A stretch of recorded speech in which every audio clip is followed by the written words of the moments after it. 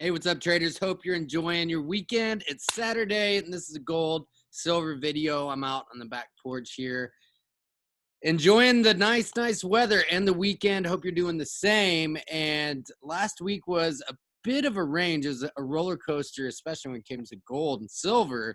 And so we're going to go over that. We're going to look at some targets. And I'd like to think, and I hope this downside move in gold is done. But, let's think about it this way.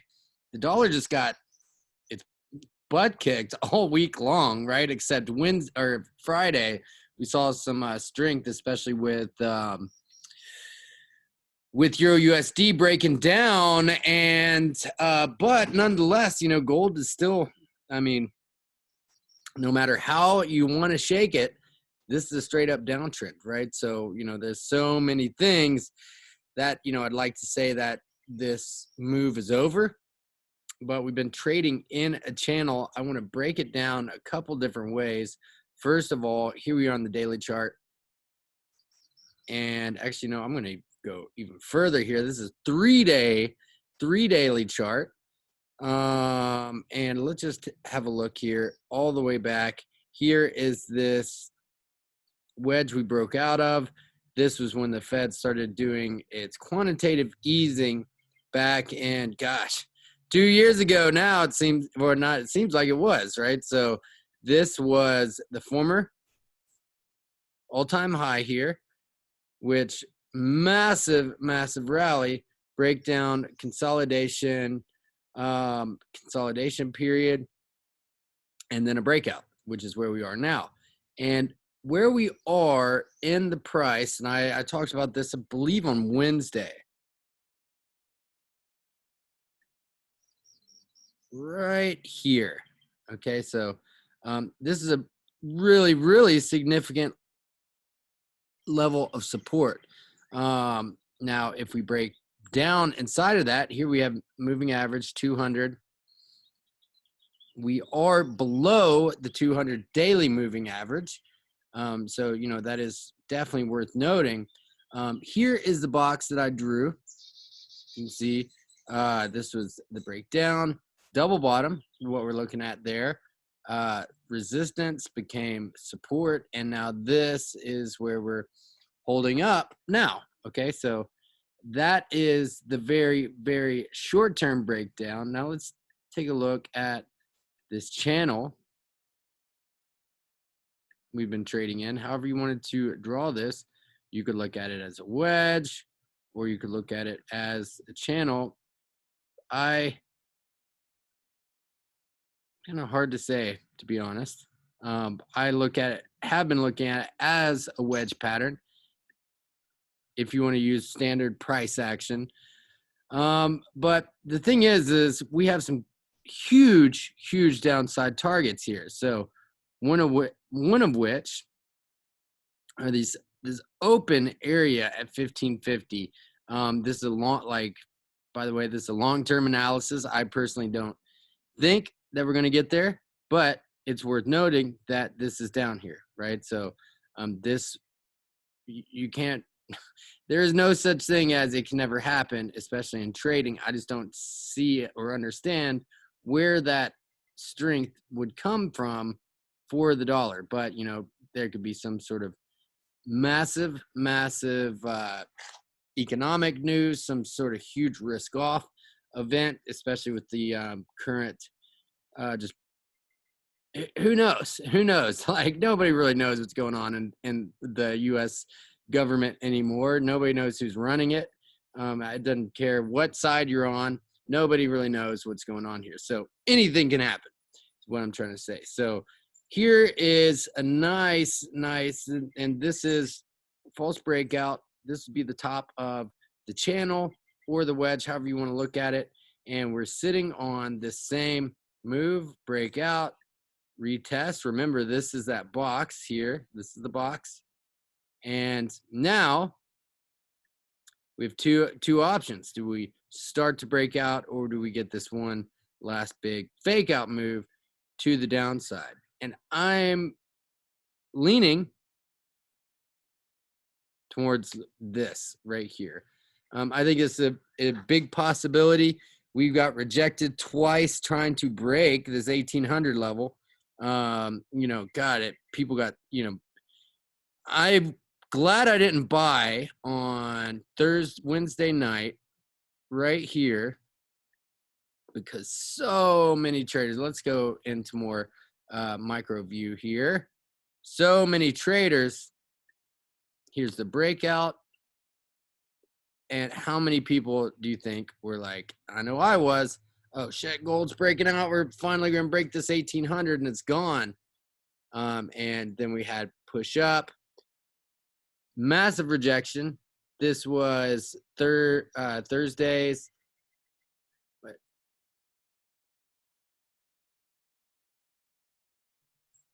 to the hourly. 23rd, there it is. Thursdays, price action, 8 p.m., right? So we push up. This was the first rejecting on the 21st. Second rally, 1788.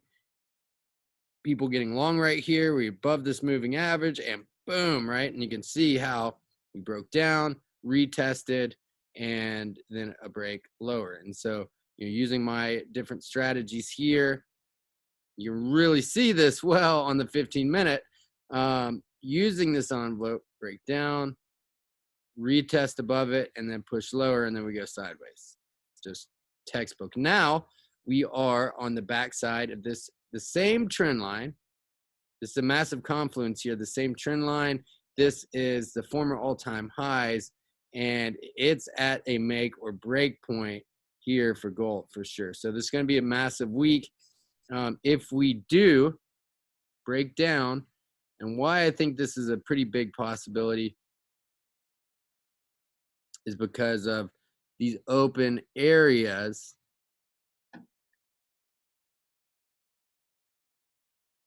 down here on the 4-hour time frame, right at 1700. I think maybe even 1680 could be a great target here. And this is where I would be looking to buy, around 1700. Okay, so you can see this huge imbalance right there.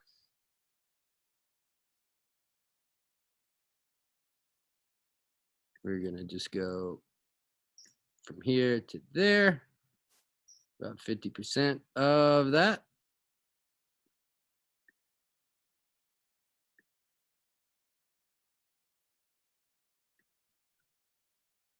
Now this would be our target, and what do you know, 1700. Are we gonna go past that? I mean, yeah, totally, we definitely could, but this just seems like a really, really doable target. And I personally, because I do think we're going much, much higher. I'd love to get a dip down here, which would just provide another long-term buying opportunity. So let's take a look at silver. And by the way, I'm still using my momentum, still using my indicators, still using my setup. What I like to do on the weekends is break it down from price action using these institutional smart money concepts. You can see here, push up here. You know, I don't think we'll go potentially this high before we break down. We could just go straight down. But I do think if we break below this diagonal support here, the 1700 is going to be a great target. So, and you can see where the breakdown is on the momentum on the 4-hour. Like this thing has got some bearish volume coming in here, and in my opinion, we're going lower. This is all that's holding us up right now. So by the way, in my courses, I teach exactly how to use my indicator where you can get it. Complete game changer. So let's take a look here at silver.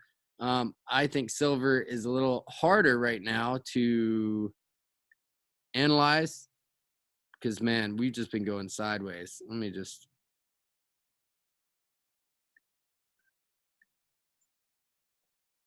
So this is a breakout point right here, 1930. Shout out to Sabina and the group. We were talking about silver and that it has a long, long way to go to catch up to gold. Huge way to go, right? So, but this is very similar pattern. And man, I teach in the academy to my students very simple concept. A false breakdown typically leads to a breakout. What do we have here? The false breakdown of all false breakdowns right here out of this wedge, false breakdown, and huge, huge rally up. Now we've just been going sideways here, and this is very, very ugly, very choppy, and man, you know, but this is still what I'm looking at and have been looking at for a while. These imbalances down here, 20 at 20 bucks. We're going to hit these. And then this little bad boy of a candle at 19.4. And this is what I would really want and pray to happen, because like gold, I think we're going much, much higher. And in fact, silver still needs to retest some all-time highs. So, and challenge those. And if it follows the same trajectory as gold, as it more than likely will, this has a long way to go. But we are just in a traffic jam here until we can really break out one side or the other. You know, it's getting very stopped up here. So this was the whole Wall Street bets shenanigans back in February. Big push up, look at that big candle and rejection. And remember, just like I said, a false breakout typically leads, or false breakdown typically leads to a breakout. Well, a false breakout here typically leads to a breakdown.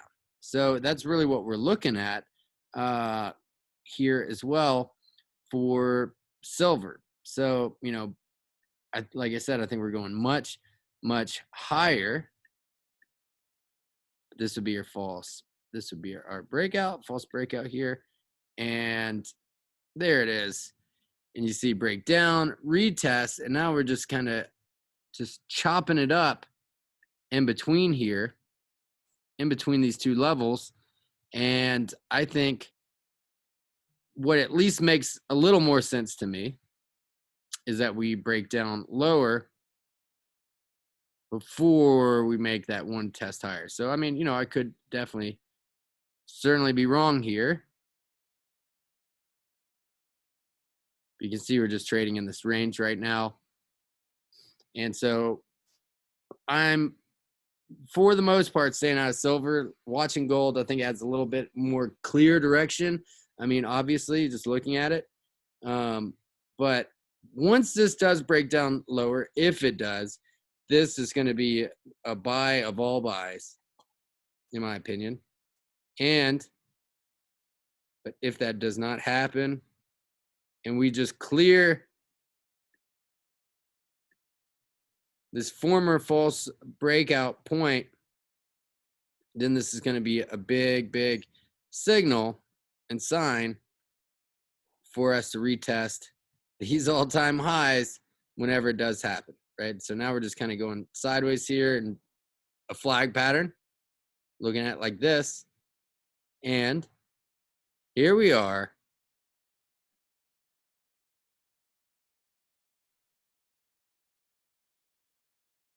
And just add, just to illustrate my point.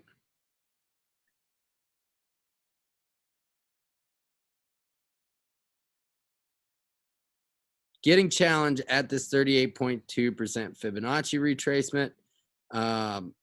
We need to break above this. We haven't even challenged the 50% yet fully.